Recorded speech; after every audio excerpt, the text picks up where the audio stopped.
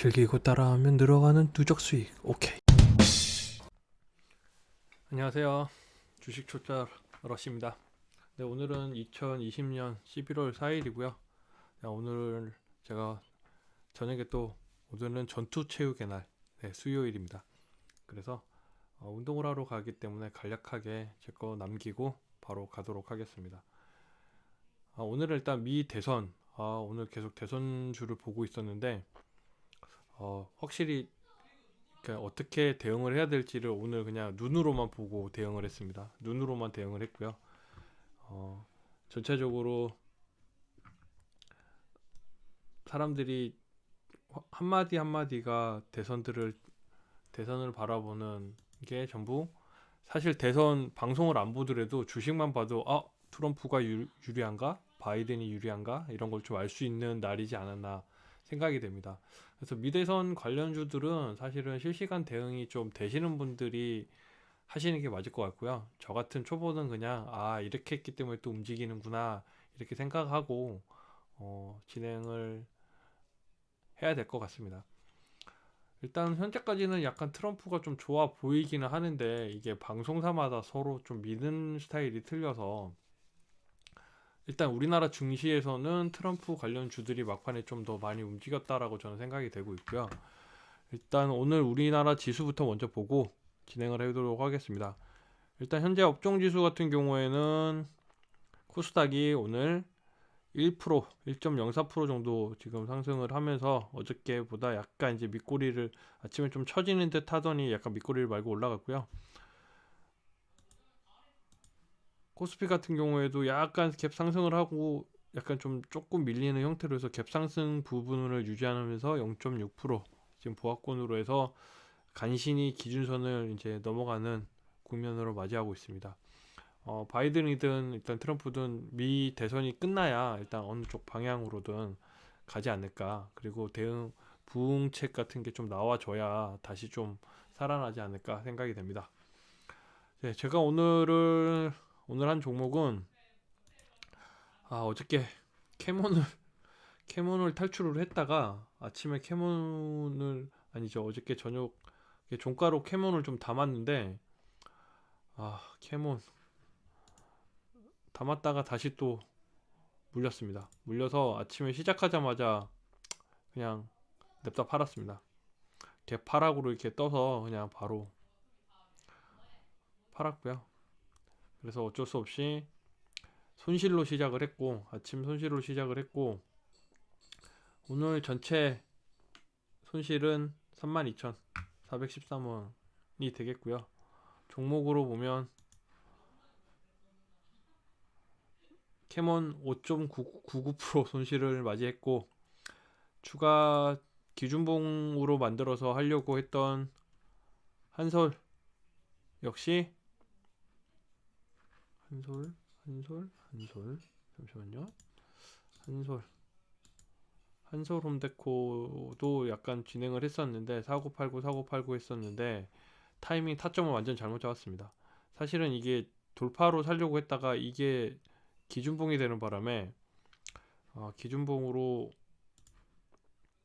늦게 보고 기준봉으로 대응을 하자 해서 기준봉 지점으로 했다가 한 방에 뚝 떨어지는 걸로 보고 약간 올랐을 때 팔고, 다시 물타기해서 약간 올랐을 때 팔고, 다시 물타기해서 약간 올랐을 때 팔고 해서 간신히 그냥 본전보다 조금 손실을 좀 더 해서 마감을 했고요.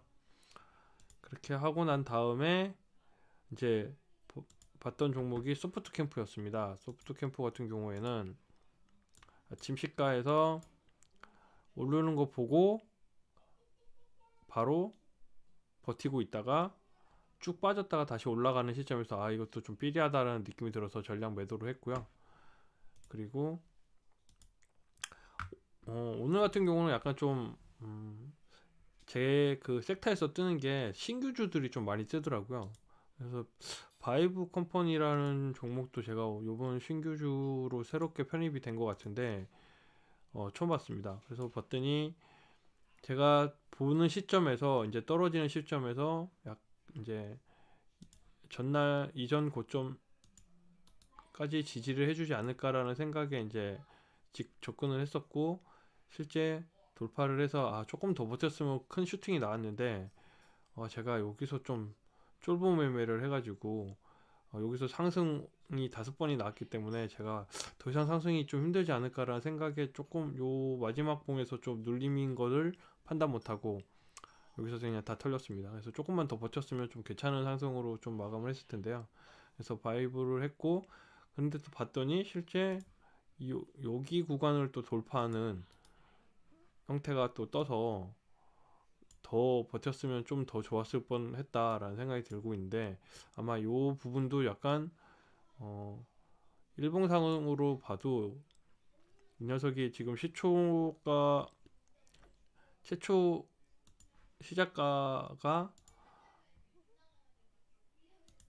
4만 원이었는데 이렇게 딱 보통 상장을 하고 나서 이렇게 떨어지다가 계속 기하급수적으로 떨어지는데 오늘 갑자기 요 지지대부터 시작해서 거래량도 지금 첫날 거래량을 넘어서는 거래량이 떴기 때문에 이건 좀 약간 좀 더 눈여겨봐야 되지 않을까. 이런 것들은 조금씩 힘이 받쳐주는 세력들이 좀 있다라고 저는 생각이 되고요.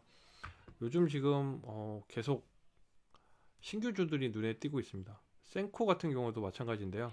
센코 같은 경우는 아예 이제 시장가를 넘어선 자리로 아예 넘어섰고요.